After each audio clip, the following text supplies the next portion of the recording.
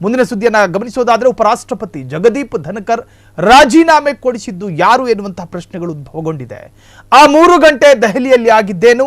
ರಾಜೀನಾಮೆ ಕೊಡುವಂತೆ ಪ್ರಧಾನಿ ಮೋದಿ ಸರ್ಕಾರದಿಂದಲೇ ಒತ್ತಡ ಇತ್ತೆ. ಉಪರಾಷ್ಟ್ರಪತಿ ಜಗದೀಪ್ ಧನಕರ್ ನಿನ್ನೆ ರಾಜೀನಾಮೆ ಕೊಟ್ಟಿದ್ದು ಅತ್ಯಂತ ಚರ್ಚೆಗೆ ಗ್ರಾಸವಾಗಿತ್ತು. ಆ 3 ಗಂಟೆ ದೆಹಲಿಯಲ್ಲಿ ಆಗಿದ್ದಾದ್ರೂ ಏನು ಎನ್ನುವಂತಹದ್ದು. ರಾಜೀನಾಮೆ ಕೊಡುವಂತೆ ಪ್ರಧಾನಿ ಮೋದಿ ಸರ್ಕಾರದಿಂದಲೇ ಒತ್ತಡ ಏನಾದರೂ ಇತ್ತಾ? ಆರೋಗ್ಯದ ಕಾರಣ ನೆಪ ಕೊಟ್ಟರು, ಆದರೆ ಅದರ ಅಸಲಿ ಕಾರಣ ಏನು? ಉಪರಾಷ್ಟ್ರಪತಿ ಜಗದೀಪ್ ಧನಕರ್ ರಾಜೀನಾಮೆಯ ಬಗ್ಗೆ ಹಲವು ಸಂಶಯಗಳು ಹುಟ್ಟುಕೊಂಡಿದೆ. ನಿನ್ನೆಯಷ್ಟೇ ಶುರುವಾಗಿದ್ದ ಸಂಸತ್ತಿನ ಮುಂಗಾರು ಅಧಿವೇಶನದ ಮೊದಲ ದಿನವೇ ಉಪರಾಷ್ಟ್ರಪತಿ ರಿಸೈನ್. ಧನಕರ್ ಮೇಲೆ ಒತ್ತಡ ಹಾಕಿ ರಾಜೀನಾಮೆ ಕೊಡಿಸ್ತಾ ಪ್ರಧಾನಿ ಮೋದಿ ಸರ್ಕಾರ. ಉಪರಾಷ್ಟ್ರಪತಿ ಜಗದೀಪ್ ಧನಕರ್ ರಾಜೀನಾಮೆ ಕೊಡಿಸಿದ್ದು ಯಾರು ಎನ್ನುವಂತಹದ್ದು ಈಗ ಬಹುತೇಕ ಚರ್ಚೆ ಆಗ್ತಾ ಇರತಕ್ಕಂಥ ವಿಚಾರ. ಆ 3 ಗಂಟೆಯಲ್ಲಿ ನಡೆದಿದ್ದೇನು? ರಾಜೀನಾಮೆ ಕೊಡುವಂತೆ ಪ್ರಧಾನಿ ಮೋದಿ ಸರ್ಕಾರದಿಂದಲೇ ಒತ್ತಡ ಇತ್ತೇ? ಆರೋಗ್ಯದ ಕಾರಣ ನೆಪವಷ್ಟೇ ಅಸಲಿಗೆ ನಡೆದಿದ್ದೇನು? ಉಪರಾಷ್ಟ್ರಪತಿ ಜಗದೀಪ್ ಧನಕರ್ ರಾಜೀನಾಮೆ ಬಗ್ಗೆ ಹಲವು ಸಂಶಯಗಳು ವ್ಯಕ್ತವಾಗ್ತಾ ಇದೆ. ಸೊ ಆ 3.5 ಗಂಟೆ ಏನಾಯಿತು? ಧನಕರ್ ಮೇಲೆ ಒತ್ತಡ ಹಾಕಿ ರಾಜೀನಾಮೆ ಕೊಡಿಸ್ತಾ ಪ್ರಧಾನಿ ಸರ್ಕಾರ ಎನ್ನುವಂತಹದ್ದು. ನಿನ್ನೆ ಧನಕರ್ ಅವರು ರಾಜೀನಾಮೆಗೆ ನಿರ್ಧಾರ ಮಾಡಿಕೊಂಡಾಗಲೇ ಒಂದಷ್ಟು ಚರ್ಚೆಗೆ ಕಾರಣವಾಗಿತ್ತು. ಏಕಾಏಕಿ ಉಪರಾಷ್ಟ್ರಪತಿ ಸ್ಥಾನಕ್ಕೆ ರಾಜೀನಾಮೆ ಕೊಡ್ತಾರೆ. ಉಪರಾಷ್ಟ್ರಪತಿ ಜಗದೀಪ್ ಧನಕರ್ ಅವರು ವೈದ್ಯಕೀಯ ಕಾರಣಗಳನ್ನು ಉಲ್ಲೇಖ ಮಾಡ್ತಾರೆ. ರಾಜೀನಾಮೆಗೆ ತಮ್ಮ ಸ್ಥಾನಕ್ಕೆ ರಾಜೀನಾಮೆ ಸಲ್ಲಿಸುವಂತಹ ಸಂದರ್ಭದಲ್ಲಿ ವೈದ್ಯಕೀಯ ಕಾರಣಗಳನ್ನು ಕೊಡ್ತಾರೆ. ಅವರು ತಮ್ಮ ರಾಜೀನಾಮೆ ಪತ್ರವನ್ನು ರಾಷ್ಟ್ರಪತಿ ದ್ರೌಪದಿ ಮುರ್ಮು ಅವರಿಗೆ ಸಲ್ಲಿಸಿದರು. ಧನಕರ್ ಅವರ ರಾಜೀನಾಮೆ ಪತ್ರದಲ್ಲಿ ತಮ್ಮ ಆರೋಗ್ಯಕ್ಕೆ ಆದ್ಯತೆ ನೀಡಲು ಒಂದು ವಯಸ್ಸಿನ ಕಾರಣ ಮತ್ತು ಈ ವಯಸ್ಸಿನಲ್ಲಿ ಅನಾರೋಗ್ಯ ಕಾಡಿದ್ರೆ ಅದಕ್ಕೆ ಆದ್ಯತೆ ನೀಡಬೇಕು ಎನ್ನುವಂಥ ಕಾರಣ ಕೊಟ್ಟರು. ವೈದ್ಯಕೀಯ ಸಲಹೆಯನ್ನು ಪಾಲಿಸಬೇಕಿರುವುದರಿಂದ ಅವರಿಗೊಂದಷ್ಟು ಹೆಲ್ತ್ ಗೈಡ್ಲೈನ್ಸ್ ಅರ್ಥಾತ್ ಒಂದಷ್ಟು ಸಲಹೆಗಳು ಬಂದಿತ್ತಂತೆ. ಸೊ ಅದನ್ನು ಪಾಲಿಸಬೇಕಾಗಿರುವುದರಿಂದ ಈ ತೀರ್ಮಾನವನ್ನು ಕೈಗೊಂಡಿರುವುದಾಗಿ ಅಧಿಕೃತವಾಗಿ ತಿಳಿಸಿದ್ದು. ಹಾಗಾದರೆ ಆ 3.5 ಗಂಟೆ ಧನಕರ್ ರಾಜೀನಾಮೆ ರಹಸ್ಯ. ನಿನ್ನೆ ಸಂಸತ್ ಭವನದಲ್ಲಿ ನಡೆದಿದ್ದ ಕಲಾಪ ಸಲಹಾ ಸಮಿತಿ ಸಭೆ, ಮಧ್ಯಾಹ್ನ 12:30ಕ್ಕೆ ನಡೆದಿದ್ದ ರಾಜ್ಯಸಭಾ ಕಲಾಪ ಸಲಹಾ ಸಮಿತಿ ಸಭೆ, ಉಪರಾಷ್ಟ್ರಪತಿ ಧನಕರ್ ಅಧ್ಯಕ್ಷತೆಯಲ್ಲಿ ನಡೆದಿದ್ದ BAC ಸಭೆ, ರಾಜ್ಯಸಭೆ ಸಭಾನಾಯಕ JP ನಡ್ಡಾ, ಸಂಸದೀಯ ವ್ಯವಹಾರಗಳ ಸಚಿವ ಕಿರಣ್ ರಿಜಿಜು, ರಾಜ್ಯಸಭೆಯ ವಿರೋಧ ಪಕ್ಷಗಳ ನಾಯಕರು ಸಮಿತಿ ಸಭೆಯಲ್ಲಿ ಭಾಗಿಯಾಗಿದ್ದರು. ಸಂಜೆ 4:30ಕ್ಕೆ ಮತ್ತು 2ನೇ ಬಾರಿ ಸಭೆ ಸೇರಲು ನಿರ್ಧರಿಸಿದ್ದ ಕಲಾಪ ಸಲಹಾ ಸಮಿತಿ, ಆದರೆ ಸಂಜೆ 4:30ಕ್ಕೆ ಮತ್ತೆ ಕಲಾಪ ಸಮಿತಿ ಸಭೆ ನಡೆದಾಗ ಇಬ್ಬರು ಗೈರಾಗಿದ್ದರು.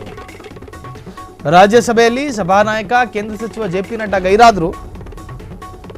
ಕೇಂದ್ರ ಸಂಸದೀಯ ವ್ಯವಹಾರಗಳ ಸಚಿವ ಕಿರಣ್ ರಿಜಿಜು ಕೂಡ ಅಲ್ಲಿ ಗೈರಾದರು, ಅಲ್ಲಿರಲಿಲ್ಲ ಅಂತ.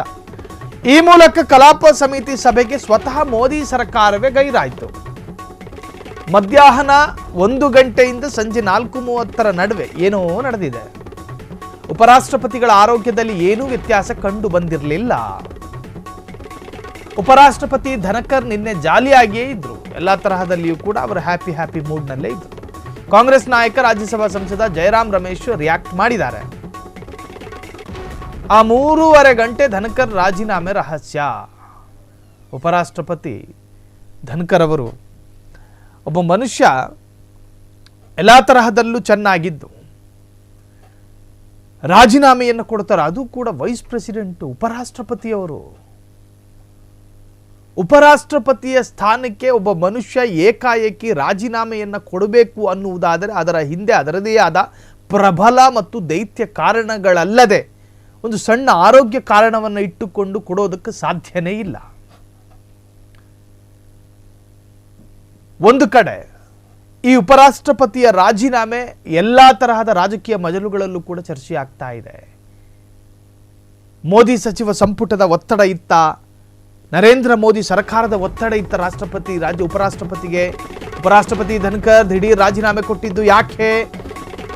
2 ಹೈಕೋರ್ಟ್ಗಳ 2 ನ್ಯಾಯಮೂರ್ತಿಗಳ ವಿರುದ್ಧ ಪದಚ್ಯುತಿ ಪ್ರಕ್ರಿಯೆ. ದೆಹಲಿ ಹೈಕೋರ್ಟ್ ನ್ಯಾಯಮೂರ್ತಿ ಯಶವಂತ್ ವರ್ಮಾ ಪದಚ್ಯುತಿ ಪ್ರಕ್ರಿಯೆ ರಾಜ್ಯಸಭೆಯಲ್ಲಿ ಪದಚ್ಯುತಿ ಪ್ರಕ್ರಿಯೆಗೆ ಉಪರಾಷ್ಟ್ರಪತಿಗಳು ಒಪ್ಪಿಗೆ ನೀಡುವ ಸಾಧ್ಯತೆ. ಉಪರಾಷ್ಟ್ರಪತಿ ಧನಕರ್ ನಿರ್ಧಾರ ಪ್ರಧಾನಿ ಮೋದಿ ಸರ್ಕಾರಕ್ಕೆ ಇಷ್ಟ ಆಗಿಲ್ಲ ಎಂಬ ಮಾಹಿತಿ. ಈ ಹಿನ್ನೆಲೆಯಲ್ಲಿ ಸ್ವತಃ ಪ್ರಧಾನಿ ಮೋದಿ ಸರ್ಕಾರವೇ ರಾಜೀನಾಮೆ ಸೂಚಿಸಿರುವ ಸಾಧ್ಯತೆಯೂ ಇದೆ. ಉಪರಾಷ್ಟ್ರಪತಿ ಧನಕರ್ ದಿಢೀರ್ ರಾಜೀನಾಮೆ ಕೊಟ್ಟಿದ್ದು ಇದಕ್ಕೇನ ಹಾಗಾದ್ರೆ? 2 ಹೈಕೋರ್ಟ್ಗಳ 2 ನ್ಯಾಯಮೂರ್ತಿಗಳ ವಿರುದ್ಧ ಪದಚ್ಯುತಿ ಪ್ರಕ್ರಿಯೆ, ಅವರ ವಿರುದ್ಧ ಕೇಳಿಬಂದ ಆರೋಪಕ್ಕೆ ಸಂಬಂಧಪಟ್ಟ ಹಾಗೆ ಅದು ನಿಮಗೆ ಗೊತ್ತೇ ಇದೆ. ಸೊ ಅವರ ಪದಚ್ಯುತಿ ಪ್ರಕ್ರಿಯೆಗೆ ಉಪರಾಷ್ಟ್ರಪತಿ ಉತ್ಸಾಹವನ್ನು ತೋರಿದ್ರು ಎನ್ನುವಂಥ ಕಾರಣವೇ ಅವರ ಪದಚ್ಯುತಿ ಕಾರಣವಾಯಿತೋ ಏನೋ. ಉಪರಾಷ್ಟ್ರಪತಿ ಸ್ಥಾನಕ್ಕೆ ನಿನ್ನೆ ಧನ್ಕರ್ ಅವರು ರಾಜೀನಾಮೆ ಅಂತ ಹೇಳಿ ಪ್ರಸ್ತಾಪ ಆದ ಒಂದೇ ಒಂದು ಕ್ಷಣದಲ್ಲಿ ಅದು ಬೇರೆ ಬೇರೆ ಅರ್ಥಗಳಲ್ಲೂ ಕೂಡ ಚರ್ಚೆಗಳು ಶುರುವಾಗಿತ್ತು. ಆದರೆ ಫ್ರೀಡಮ್ ಟಿವಿ ಒಂದು ಸಣ್ಣ ಸಸ್ಪೆಕ್ಟೆಡ್ ಅನ್ನು ಮಾಡಿ ಈಗ ಅದನ್ನು ವಿವರಿಸುವಂಥ ಪ್ರಯತ್ನ ಮಾಡ್ತಾ ಇದೆ. ಸೊ 2 ಕಾರಣಗಳಿಂದ ಮಾತ್ರ ಅವರು ರಾಜೀನಾಮೆ ಕೊಟ್ಟರು, ರಾಜೀನಾಮೆ ಕೊಡಿಸಲಾಯಿತು ಅನ್ನುವಂಥ ರೀತಿಯಲ್ಲಿ ಚರ್ಚೆಗಳಾಗ್ತಾ ಇದೆ. ಕ್ಷಣ ಕ್ಷಣದ ಸುದ್ದಿಗಳಿಗಾಗಿ ಫ್ರೀಡಮ್ ಟಿವಿ ಸಬ್ಸ್ಕ್ರೈಬ್ ಮಾಡಿ, ಲೈಕ್ ಮಾಡಿ ಹಾಗೂ ಫಾಲೋ ಮಾಡಿ. ಹೊಸ ಸುದ್ದಿಗಳ ನೋಟಿಫಿಕೇಶನ್ಗಾಗಿ ಬೆಲ್ ಐಕಾನ್ ಮೇಲೆ ಕ್ಲಿಕ್ ಮಾಡಿ.